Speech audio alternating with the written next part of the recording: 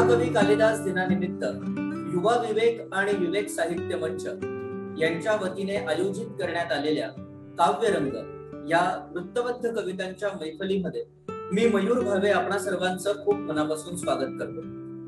खरं म्हणजे कविता हा एक असा विषय आहे की जो आपण लहानपणापासून ते अगदी मोठं होईपर्यंत कधीही टाळू शकत नाही। ती कधी आपल्याला पाठ्यपुस्तकातून भेटते, तर कधी महाविद्यालयात गेल्यानंतर एखाद्या मित्राकडून ऐकली जाते, ऐकवली जाते, कधीतरी प्रियकर किंवा प्रेयसीला लिहिलेल्या पत्रांमधून भेटते, आणि इतकंच नाही तर कधीतरी आजोबांनी किंवा आजीने म्हटलेल्या, ऐकवलेल्या, गुणगुणलेल्या अभंगांमधून सुद्धा आपल्याला भेटतेच। म्हणजे ज्ञानेश्वरांनी सुद्धा अतिंद्रिये परी भोगवी न इंद्रियांकरवी असं म्हणून इंद्रियांच्या पलीकडचं जे काही सुख आहे, इंद्रियांच्या पलीकडची जी काही सृष्टी आहे, ती अनुभवण्यासाठी आणि ती अनुभूती घेऊन ती इतरांना दाखवण्यासाठी मार्ग निवडला तो शब्दांचा आणि कवितेचा। आणि त्याही पुढे जाऊन समर्थ रामदासांनी सुद्धा जय जय रघुवीर समर्थ असं म्हणून ज्यावेळी संपूर्ण महाराष्ट्र उभा केला, त्यावेळी त्यांनी सुद्धा मार्ग निवडला तो कवितेचाच। म्हणजे याचाच अर्थ असा की एकीकडे आपण बघतो की मला वाटलं, मला सुचलं आणि म्हणून मी लिहून मोकळा झालो, असा एक खूप मोठा ट्रेंड येत असताना मला वाटलं, मला सुचलं, पण मी त्यावर विचार केला, मी ते नक्की कोणत्या चौकटीत बसतं आहे ते बघितलं, मी ते माझं जन्माला येणारं जे मूल आहे त्या मुलासाठी काहीतरी कष्ट केले आणि त्यानंतर एक परिपूर्ण तयार झालेला असं काहीतरी एक आविष्कार श्रोत्यांसमोर, रसिकांसमोर ठेवला। ही भावना घेऊन आज वृत्तबद्ध कविता लिहिणारे अनेक हात तयार होत आहेत। आजची तरुण पिढी वाचत नाही, आजची तरुण पिढी भाषेचा किंवा व्याकरणाचा अभ्यास करत नाही, असा आरोप एका मोठ्या प्रमाणावरती आणि मोठ्या वर्गाकडून होत असताना सुद्धा अनेक तरुण मित्रमैत्रिणी वृत्तबद्ध कवितेचा अभ्यास करतायत। त्यातील नियम अतिशय सहजपणाने, त्याचं त्रास करून घेऊन नव्हे तर ते आनंदाने शिकून सकस कवितांची निर्मिती आणि रचना करतायत। त्यामुळे अशाच काही कवितांना अशाच काही कवींना हाताशी धरून वृत्तबद्ध कवितांची काव्य मैफल करावी असा विचार आला आणि त्या विचारातूनच आजची ही मैफल आपल्या समोर सादर होते आहे। आता अधिक काही न बोलता आणि नमनालाच घडाभर तेल न घालता मी आपली पहिली कवी मैत्रीण अद्वैता कुलकर्णी हिला अशी विनंती करतो की तिने आपली रचना सादर करावी। महाकवी कालिदासांच्या काव्यातील विविध भावावस्थेतील या अष्टनायिका। नाजूक साजूक सजुनी हसली, नाजूक साजूक सजून हसली वासक सज्जा सजणासाठी, नाजूक साजूक सजून हसली वासक सज्जा सजणासाठी, दूर वेदना कंठित बसली विरह नायिका यमुने काठी। एक भर्तृका स्वाधीन होते, एक भर्तृका स्वाधीन होते, देऊनी लेऊनी सारी वचने, ईर्षेचा कुणी धूप जाळीते अंतरलीजी चिरकलहाने। क्रोधाने आरक्त होतसे, क्रोधाने आरक्त होतसे प्रीतीचे मग करून खंडन, विपरीत लब्धाही कोसळते जाते चुकवून हृदयी स्पंदन। प्रतीक्षेत मग उभी ठाकिली, प्रतीक्षेत मग उभी ठाकिली, अश्रू ढाळीत ही मन रमणी, अनप्रणयाच्या आधीन स्वाधीन अभिसारिका ही वनहरिणी, प्रणयाच्या आधीन स्वाधीन अभिसारिका ही वनहरिणी। वाह! अष्टनायिकांचं आपल्या सगळ्यांनाच माहिती आहे की कथक मध्ये अष्टनायिकांना खूप महत्व आहे, त्यांची काही लक्षणं सांगितली गेली आहेत। तर ती सगळी लक्षणं आणि त्यांचा जो काही उल्लेख तिथे आढळतो तो अतिशय सहजपणाने या कवितेतून करून दिलास। यानंतर मी अद्वैतला अशी विनंती करेन की त्याने आपली रचना सादर करावी। ती रचना कोणत्या वृत्तातील आहे ते सुद्धा त्याने सांगावं आणि आपली रचना ही श्रोत्यांसाठी सादर करावी। नमस्कार। माझी रचना मी सादर करतो. तू आहे विधाता.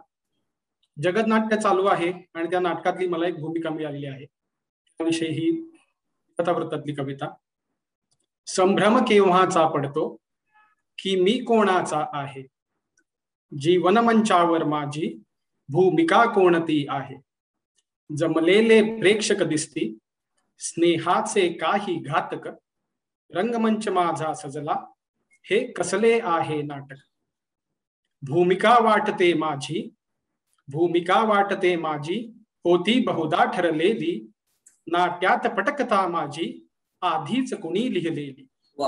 थेंब थेंब या नाट्याचा, थेंब थेंब या नाट्याचा चाखतो होऊन चातक, रंगमंच माझा सजला हे कसले आहे नाटक. कोणाचा मुलगा झालो, कोणाचा बाप मी झालो, मी दादा काका मामा कोणाचा नवरा झालो. विरघळत जातसे नाते, विरघळत जातसे नाते देहाचे सरता कोष्टक, रंगमंच माझा सजला हे कसले आहे नाटक. मी जगतो पात्रे सारी, रोमांच ठेवतो ताजे, तो वयापरत्वे बदले ओझे प्रायोगिक माझे. आभासी सारे वाटे, आभासी सारे वाटे क्षणभंगुरतेचे द्योतक, रंगमंच माझा सजला हे कसले आहे नाटक. सांजेला भास्कर निजता, सांजेला भास्कर निजता जातोय टाकुनी पडदा, दररोजच्या प्रयोगांती ताळेबंदाचा वादा. खात्यात नांदते केवळ, खात्यात नांदते केवळ नाट्याचे पुण्य निपातक, रंगमंच माझा सजला हे कसले आहे नाटक. रंगमंच माझा सजला हे कसले आहे नाटक. वाह, क्या बात है. ओझे प्रायोगिक माझे ही तुझी ओळ ऐकताना मला खरंच विंदा करंदीकरांच्या 2 ओळी आठवत होत्या. त्या एका कवितेमध्ये ते खूप छान म्हणतात.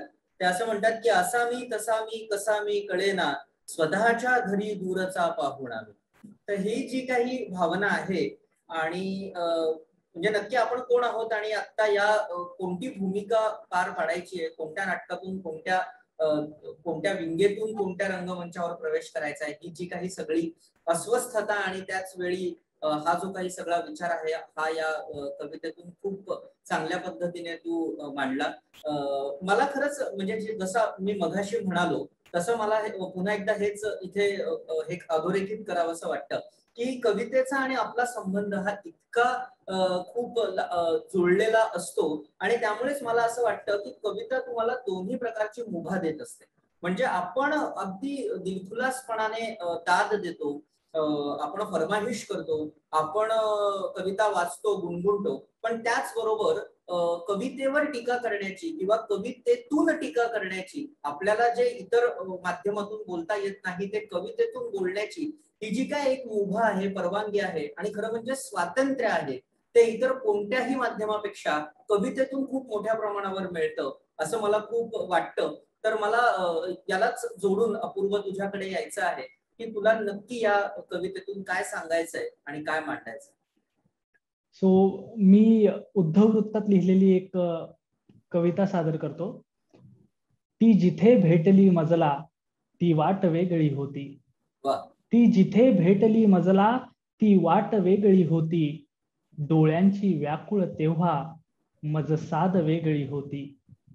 ती आली सोबत बसली बोलली जराही नाही, ती आली सोबत बसली बोलली जराही नाही, त्या मौनाच्या भाषेतून संवाद उमटले काही. ती घट्ट बिलगली नंतर डोळ्यातून आले पाणी, ती घट्ट बिलगली नंतर डोळ्यातून आले पाणी, हृदयाची धडधड होता श्वासांची झाली गाणी. ती आली बसली गेली जगण्याच्या तप्त दुपारी, ती आली बसली गेली जगण्याच्या तप्त दुपारी, नंतर विस्कटल्या गेल्या हृदयाच्या छिन्न कपारी. इतकीही साधी नसते, इतकीही साधी नसते ही आठवणींची भरती, दररोज पेटतो आपण विरहाच्या शय्येवरती, दररोज पेटतो आपण विरहाच्या शय्येवरती. धन्यवाद. क्या बात आहे. खरं हे इतक्या वेगवेगळ्या मूडच्या, म्हणजे त्याच्यासाठी मूड हा शब्दच योग्य आहे, इतक्या वेगवेगळ्या मूडच्या कविता तुम्ही सगळेच जण सादर करताय. म्हणजे आपल्याकडे असं म्हटलं जातं किंवा आपल्याकडे असं पाहिलं जातं की कविता म्हणजे काय प्रेम या विषयावर खूप प्रमाणात त्या लिहिल्या गेल्या आहे किंवा पावसावरती खूप लिहिल्या गेल्या आहे. म्हणजे आपण सगळेच, अगदी तुम्ही सगळेच सोशल मीडियावर वावरता, तर कधी कधी यावर खूप विनोदही होतात की अत्तराचे भाव अजून कोसळलेच नाहीत का, आणि आज वाटतंय अत्तराचे भाव खूप कोसळले. त्यावेळेस खरं तर एक लिहिणारा, वाचणारा आणि बोलणारा माणूस म्हणून मला थोडं वाईट पण वाटतं. पण मला असं वाटतं की याचं जे मूळ आहे ते मूळ कुसुमाग्रजांनी खूप कधीतरी सांगून ठेवलं आहे की विजयासाठी कविता कधीच नवती माझी आणि म्हणून नवती तिजला भीती पराजयाची. तर हे जे काही आहे त्यामुळे कोणासाठी तरी कुडघोडी करण्यासाठी किंवा कोणावर तरी कुडघोडी करण्यासाठी ते लिहिण्यापेक्षा मला जे वाटतं आणि मला जे भावतं ते मी अधिक चांगल्या पद्धतीने लिहू शकतो का, याचा विचार करणं हे खूप महत्वाचं आहे. यानंतर मी तेजस्विनीला विनंती करेन की तिने आपली रचना सादर करावी. नमस्कार. आवाज येतोय ना? हो, येतो. नमस्कार.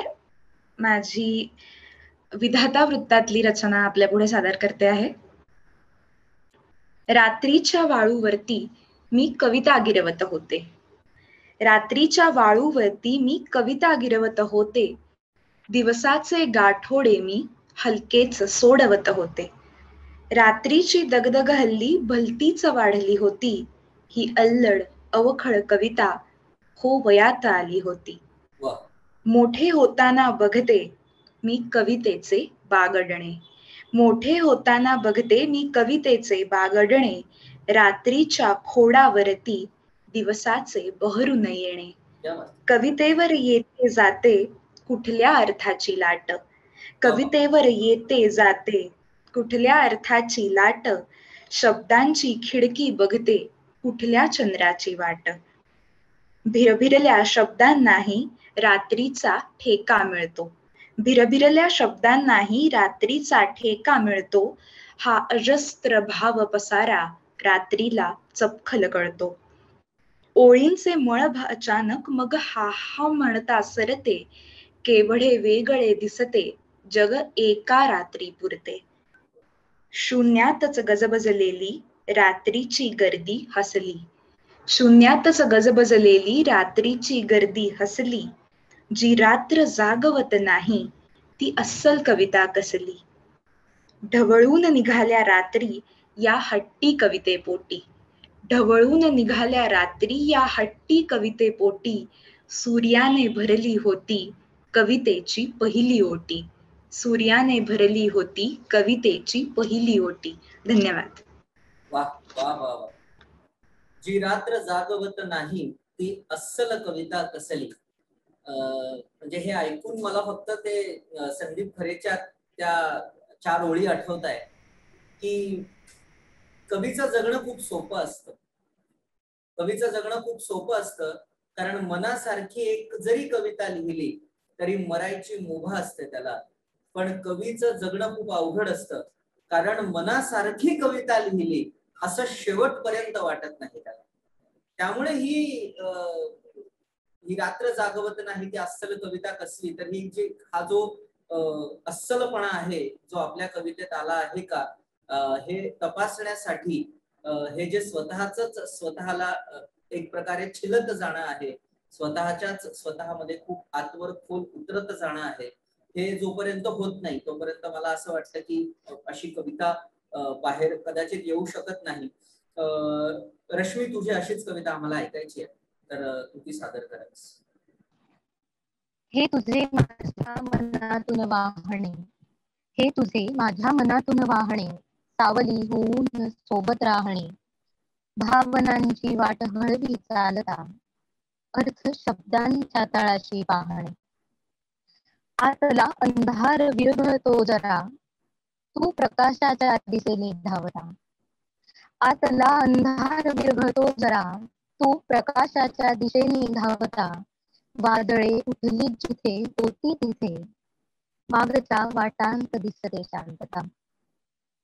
स्वप्न आशा वेदनांचे पाठ हे लोचनांतून अक्षरांच्या वाहिले. स्वप्न आशा वेदनांचे पाठ हे लोचनांतून अक्षरांच्या वाहिले. मी तटावर तू प्रवाही नदी, मी तुझ्यामध्ये स्वतःला सोडले. वाटले वाटले हरले जिथे अस्तित्व मी, तूच होते जाणले माझ्या मनात. वाटले हरले जिथे अस्तित्व मी, तूच होते जाणले माझ्या मनात. मागच्या जन्मातले हे बंधका, नेमकी तू कोण माझी सांगना. एवढे ऐकून घे कविते जरा, एवढे ऐकून घे कविते जरा. तूच तर आहेच माझा चेहरा, तूच तर आहेच माझा चेहरा. धन्यवाद. खूप छान. तूच तर आहेस माझा चेहरा असं म्हणताना तू जी एकूणच सगळी मांडणी केलीस ती खूपच काय म्हणूया त्याला एक प्रवाह आहे त्याला आणि तुझ्या सादरीकरणाला सुद्धा. तर वृत्तबद्ध कवितेची ही जी काही गोडी आपण सगळेजण नेहमी चाकतो, तर मला याचं खूप कौतुक वाटतं एरवी सुद्धा की हे जी काही हे जे वृत्त तयार झाले, जे अनेक वर्षांपासून त्याचे जे काही नियम तयार झाले किंवा त्याचे जे काही आपण सगळेच जण त्या नियमांच्या एक प्रकारे चौकटीमध्ये बसून हे सगळं करतो. आता अनेक लोकांना ही चौकट आहे म्हणजे हे बंधन आहे असं वाटतं किंवा तसं बोलूनही दाखवलं जातं. पण मला असं वाटतं की हे बंधन किंवा ही चौकट आहे असं म्हणण्यापेक्षा जर बांध घातला गेला असेल तर त्यातून वाहणारी नदी ही कधीही खूप छान दिसत असते. तर कदाचित हे तसंच काहीसं आहे की ज्याला तो एक शिस्तबद्ध असा एक बांध आहे, एक आकृतीबंध आहे आणि त्यामुळे त्यातून वाहणाऱ्या ज्या रचना आहेत त्या खूप प्रवाही त्यामुळे होतात. आणि हे सगळं स्वतःमध्ये घेताना मला त्या लोककवी मनमोहन यांच्या खूप ओळी राहून राहून पुन्हा पुन्हा आठवतात की आपण सगळेजण कवी वगैरे असं म्हणत असतो, असे शब्द वापरत असतो, पण कवी नक्की कोणाला म्हणायचं तर त्याचं उत्तर देताना कदाचित त्यांनी या ओळी खूप छान लिहिल्या होत्या की फुले त्यावरी वाहू नका हो, जन्मभरी तो फुलतची होता. फुले त्यावरी वाहू नका हो, जन्मभरी तो फुलतची होता. आग तयाला लावू नका हो, जन्मभरी तो जळतची होता. त्यामुळे हे जे फुलणं आहे प्रसंगी आणि प्रसंगी हे जे जळणं आहे, हे दोन्ही अनुभवल्यानंतर त्यातून ज्या दोन टोकाच्या ज्या रचना तयार होतात आणि प्रसंगी त्या दोन टोकांना जोडणाऱ्या त्याचा आनंद खरं तर खूप वेगळा असतो. आपण दुसऱ्या याच्याकडे वळत आहोत, दुसऱ्या सत्राकडे किंवा दुसऱ्या राऊंडकडे मी म्हणेन. तर मी पुन्हा एकदा आता अद्वैतालाच विनंती करेन की तिने तिची दुसरी रचना सादर करावी. वृत्त पादाकुलक. प्रत्येकाची तऱ्हा वेगळी, प्रत्येकाची तऱ्हा वेगळी, फारही नाही जरा वेगळी. प्रत्येकाची तऱ्हा वेगळी, फारही नाही जरा वेगळी. जणू भास्कराची ही किरणे, कधी कठोरनी कधी कोवळी. प्रत्येकाचे श्वास वेगळे, प्रत्येकाचे श्वास वेगळे, प्रत्येकाचे फास वेगळे. क्षितिज किनारी संध्या स्वप्नी, प्रत्येकाचे भास वेगळे. प्रत्येकाचा मेघ वेगळा, प्रत्येकाचा मेघ वेगळा, प्रत्येकाचा माघ वेगळा. अनाहताच्या नादामधला, प्रत्येकाचा सूर वेगळा. प्रत्येकाचे घाव वेगळे, प्रत्येकाचे घाव वेगळे, प्रत्येकाचे भाव वेगळे. दुःख एकले भाळावरती, प्रत्येकाचे नाव वेगळे. दुःख एकले भाळावरती, प्रत्येकाचे नाव वेगळे. धन्यवाद. पादाकुलक या वृत्तातली ही जी कविता तू सादर केली आणि यातला जो विचार आहे ना की प्रत्येकाची तऱ्हा वेगळी, पण ती सुरुवात प्रत्येकाची तऱ्हा वेगळीला होते. त्या शेवटच्या चार ओळी परत एकदा प्लीज ऐकवशील. प्रत्येकाचे घाव वेगळे, प्रत्येकाचे घाव वेगळे, प्रत्येकाचे भाव वेगळे.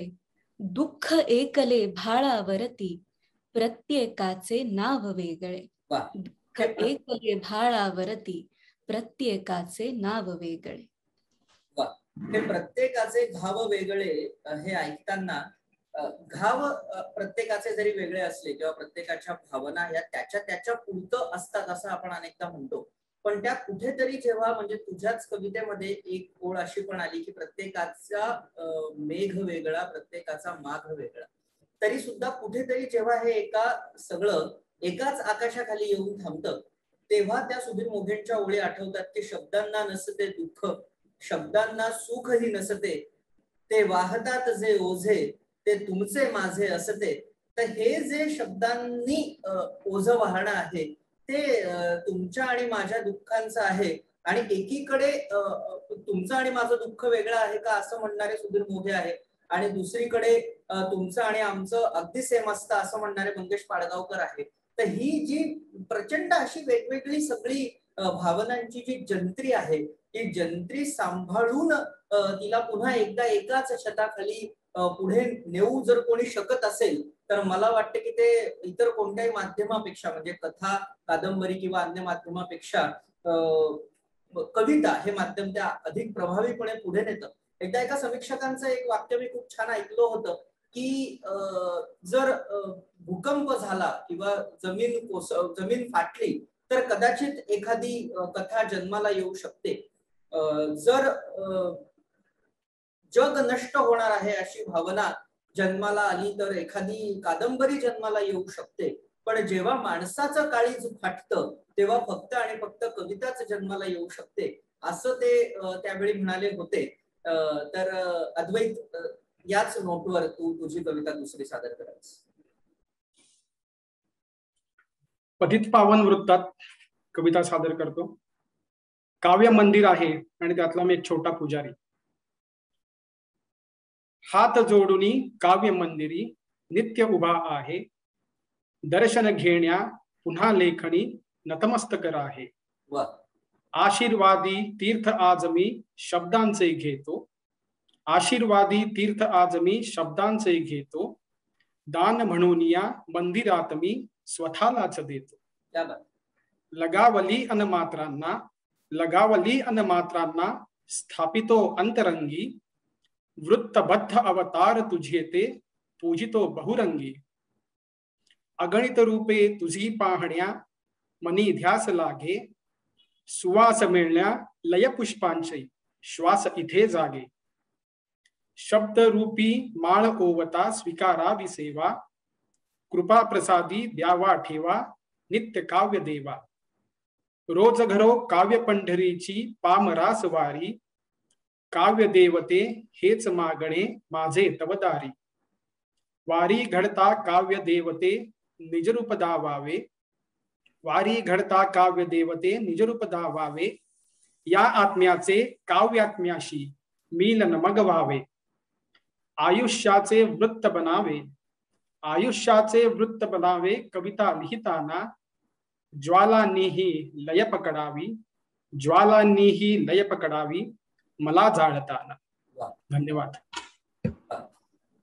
काव्य मंदिराची कल्पना घेऊन तू ज्या पद्धतीने हे सगळं कविता उलगडली आणि आयुष्याचे वृत्त व्हावे असं म्हटलं, तर आज खरंच असे लोक आहेत जे तुम्हालाही सगळ्यांना माहिती आहे. आणि या निमित्ताने मी रसिकांना सांगू इच्छितो की ज्यांनी खरोखरच आयुष्याचे वृत्त व्हावे अशी प्रेरणा घेऊन किंवा अशी भूमिका घेऊन वृत्तबद्ध कविता लिहिणारे अनेक हात तयार केले. त्या माध्यमातून अनेक समूह आज कार्यरत आहे, ज्यामध्ये मला अगदीच उल्लेख करायला आवडेल की बोधातीर्थ सारखा एखादा समूह आहे किंवा शब्दान्वय सारखी एखादी संस्था आहे की जे खरोखरच तरुणांनी या सगळ्यामध्ये यावं, या गोष्टी समजून घ्यावा आणि त्याचा आनंद घ्यावा आणि तो इतरांना सुद्धा द्यावा, या माध्यमातून हे सगळं कार्य उभं आहे आणि होतं आहे. आणि जेही अत्यंत सहजपणाने होत आहे. आणि आपण बघतो आहोत की गेल्या काही दिवसांमध्ये किंवा गेल्या काही वर्षांमध्ये यामुळे वृत्तबद्ध कविता लिहिणारे अनेक सक्षम आणि समर्थ हात आता पुढे आलेले आहे. आणि ही जी काव्य गंगा आहे, ही जी वृत्त गंगा आहे, ही अशीच पुढे जात राहावी. तुर्तास याच काव्य गंगेला अजून थोडंसं पुढे नेण्यासाठी मी तेजस्विनीला विनंती करेन की तिने तिची दुसरी रचना सादर करावी. चामर वृत्तातली माझी दुसरी रचना आहे, जी खरं तर मी प्रार्थना म्हणून लिहिलेली आहे. सादर करते.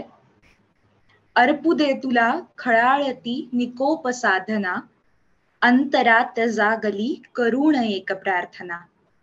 वेदना नवीन दे सुखात गुंतवू नको, वेदना नवीन दे सुखात गुंतवू नको, धीर दे पुन्हा पुन्हा प्रवास थांबवू नको. पाखडून चिंतनास संयमी नकार दे, रंध्र रंध्र जागण्यास आर्तता अपार दे. शब्द जन्मतो तिथे तुझे असो स्थिरावणे, शब्द जन्मतो तिथे तुझे असो स्थिरावणे, आशयात ओत तू तुझे पवित्र वाहणे. जाणीवा चितारण्या तुझे अखंड स्वत्व दे, जाणीवा चितारण्या तुझे अखंड स्वत्व दे, जागत्या क्षणा क्षणास गोड काव्य रूप दे. निर्मितीत राहू दे नवी नवी अपूर्णता, निर्मितीत राहू दे नवी नवी अपूर्णता, भान येऊ दे खरे मुरावया प्रगल्भता. फूल दे सुगंध दे फुलातला मरंद दे, फूल दे सुगंध दे फुलातला मरंद दे, जायला स्वतः पल्याड पायऱ्या असंख्य दे, जायला स्वतः पल्याड पायऱ्या असंख्य दे. धन्यवाद. निर्मिती तर राहू दे अपूर्णता असं म्हणताना निर्माता आणि निर्मिती यांचा कायम वाद सुरू असतो असं मला खूप वाटतं. मग ते माध्यम किंवा साधन किंवा कोणतीही कलाकृती असो, निर्माता आणि निर्मिती यांच्यातला वाद काही केला संपत नाही. आणि जोवर तो वाद सुरू असतो एका अर्थाने तोवर सकस निर्मिती होत असते. एकदा का निर्मात्याला असं वाटलं की आपण निर्मितीपेक्षा मोठे आहोत, की मग निश्चितपणे त्या निर्मितीमधली जी आशय घनता आहे, जी समृद्धता आहे, ती जाऊन कुठेतरी थोडी मखलाशी यायला लागते, कुठेतरी थोडा चालढकलपणा यायला लागतो. त्यामुळे निर्मितीच ही कायम मोठी राहावी आणि कविताच ही कायम मोठी राहावी असं कुठल्याही अस्सल कवीला हेच वाटत असेल. अपूर्व, तू तुझी दुसरी रचना सादर करावीस.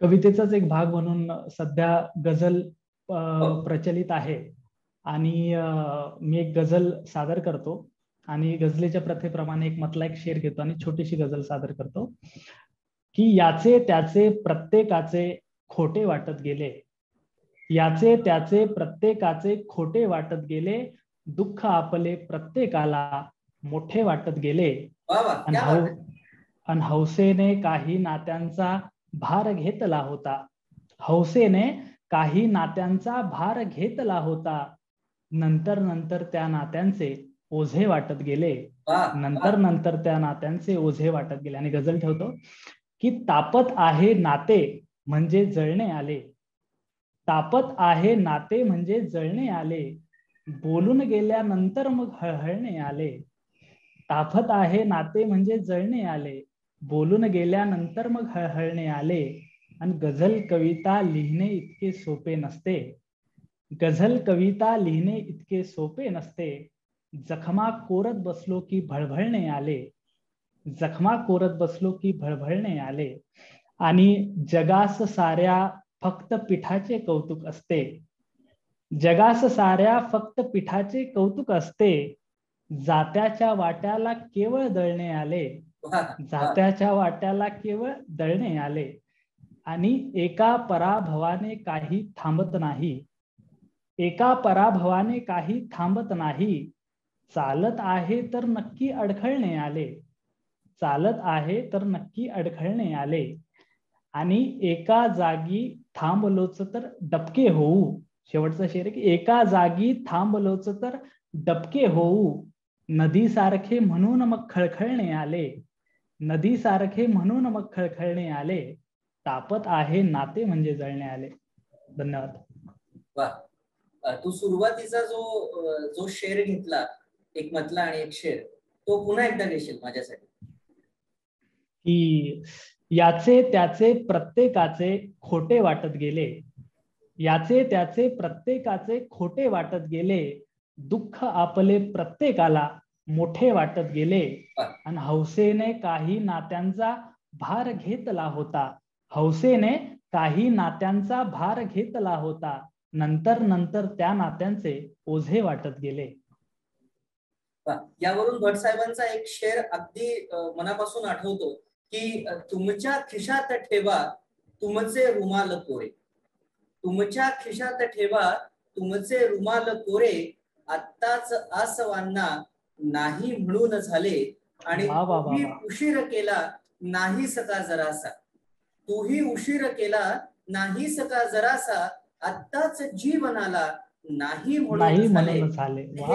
ही जी काय हा जो घाव आहे ना, हा घाव जोपर्यंत भरून निघत नाही तोपर्यंत अशा भरपूर रचना तुझ्याकडून होऊ दे, अशाच शुभेच्छा मी तुला देतो. आणि रश्मीला विनंती करतो की तिने तिची दुसरी रचना सादर करावी.